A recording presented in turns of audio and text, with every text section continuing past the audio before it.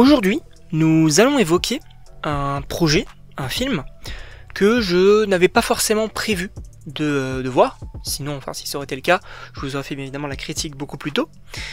Puisque oui, aujourd'hui, on va parler de Conjuring 4.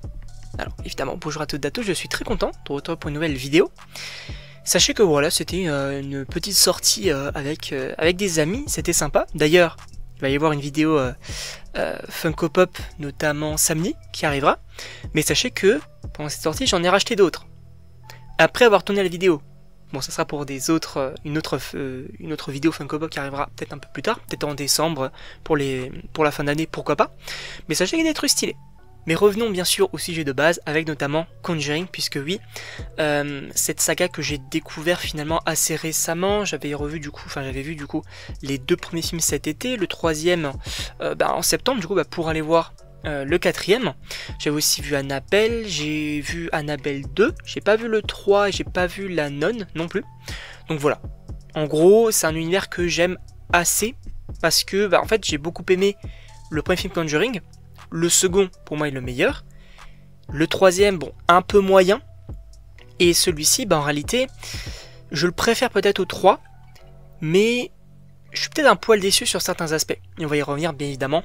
Déjà, donc, pour un avis global, oui, j'ai pas mal apprécié, on va dire, le film dans sa globalité. Même si il y a des trucs, bon, bien sûr, il y a des trucs qui vont pas au niveau du film, au niveau quasiment de tous les films d'horreur, hein, en mode tu es seul, et tu te dis pas, je vais courir, je vais sortir, je vais faire quelque chose. Non, tu vas vers le danger. Bon, voilà, ça c'est un petit peu commun.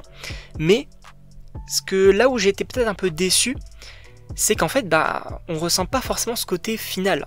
Alors oui, sur la toute fin, mais sinon, je vois pas non plus pourquoi est-ce que c'est la fin. Alors, évidemment, parce que du coup c'est le dernier cas des Warren, donc on va peut-être, en tout cas ils ne vont plus avoir de cas, parce que du coup c'est terminé pour eux finalement. Et bon, est-ce qu'on va parler potentiellement d'une potentielle suite? Oui, mais globalement concernant ce film là, voilà, j'ai pas mal apprécié, mais il y a des trucs qui vont pas. Du coup on peut parler directement du coup de l'histoire du film. On va suivre du coup une famille qui va être en contact avec des démons, qui étaient déjà en contact avec Ed et Warren, du coup, enfin Ed et Lorraine Warren, lors du coup de l'accouchement de leur fille. Je trouve qu'on t'explique pas assez les choses, c'est-à-dire qu'en fait je ressens beaucoup moins ce côté enquête.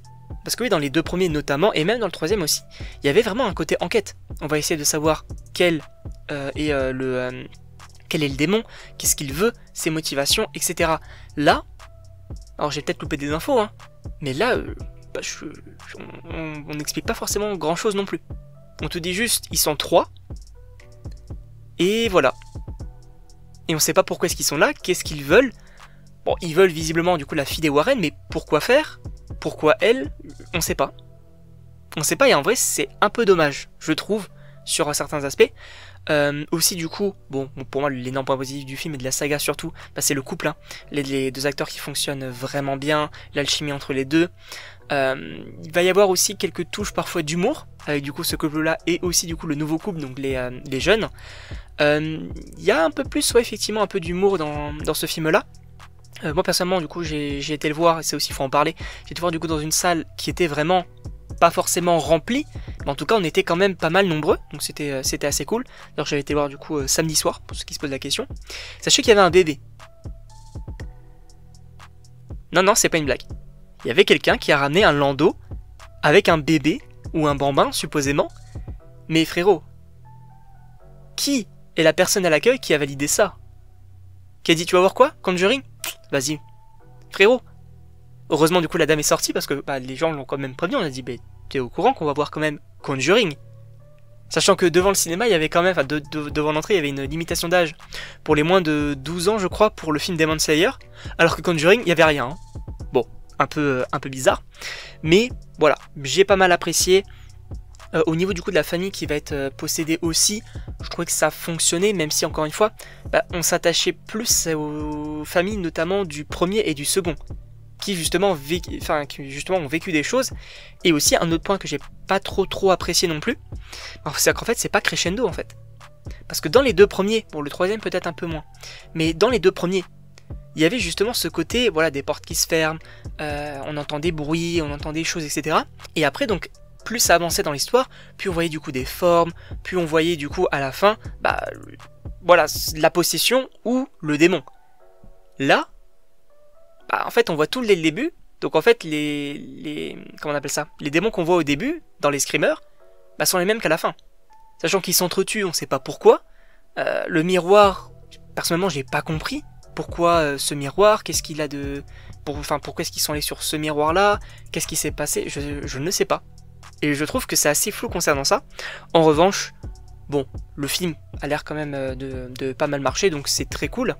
Même si, je me pose quand même certaines questions, notamment, encore une fois, bon, c'était un peu le cas dans le troisième, mais comment on appelle ça, l'élément de vente, un petit peu, ou en tout cas la phrase qui qualifiait le film, notamment du troisième, c'était « Vont-ils prouver l'existence du diable ?»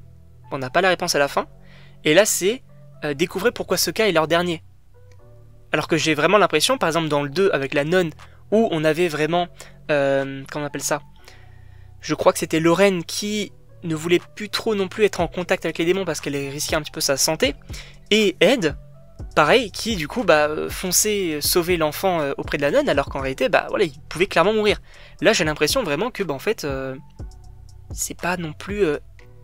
c'est quand même effrayant, mais c'est pas non plus extraordinaire, on va dire, ce qu'ils ont vécu. Contrairement par exemple aux deux. Et je trouve que c'est assez étrange. En réalité, même si globalement j'ai quand même apprécié le film, c'était quand même une bonne séance, j'ai passé un bon moment, je l'ai peut-être préféré du coup au troisième, mais pour moi c'est pas fou non plus. Donc je suis assez mitigé on va dire concernant ce film là. Et bien évidemment concernant des suites, j'imagine clairement, parce que là je crois que c'est du coup la fin de la première phase de la saga du coup Conjuring. Je pense bien évidemment, bon pour les Warren ça va être terminé, mais je pense clairement que la fille qui est en contact avec tous ces esprits là va continuer les enquêtes puisque du coup elle apprécie aider les gens, c'est un peu le teasing. Et concernant du coup le beau-fils, il est totalement pas forcément passionné, mais en tout cas il est très intrigué par cet univers là, et du coup il peut totalement remplacer Ed. Pour moi c'est clairement possible. Et en vrai, à voir ce que ça pourrait donner peut-être pour un Conjuring 5, à voir peut-être du coup des spin-offs sur différents démons ou quoi. En vrai pourquoi pas, mais j'aimerais bien que, parce que là en vrai je ressors quand même du film en disant ouais c'est un film Conjuring de plus. C'est-à-dire que bon, il n'y a pas eu non plus de nouveauté, il n'y a pas eu ce petit truc qui m'a fait adorer le premier et le second.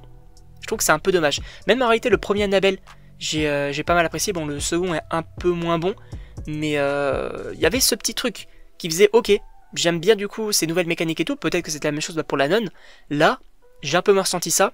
Et pour un final de Ed et Warren, un peu déçu. Un peu déçu. J'aurais peut-être aimé du coup un vrai final épique et tout. Là, bon, je comprends pas forcément tout, donc un peu dommage. Un peu dommage sur certains aspects. En tout cas, je sais pas ce que vous en pensez. Évidemment, n'hésitez pas à me le dire dans les commentaires. Si vous avez aimé le film, il n'y a aucun souci, bien évidemment, dans le respect. Moi, j'ai trouvé le film globalement moyen, mais ça fonctionne quand même. Ça a quand même fonctionné sur certains aspects et tout. Je suis quand même... En vrai, je me dis que ça pourrait être bien pire. Donc ça va. En tout cas, je sais pas ce que vous en pensez. Donc bien évidemment, n'hésitez pas à me le dire dans les commentaires, à vous abonner également. Et donc, on se retrouve pour une prochaine vidéo.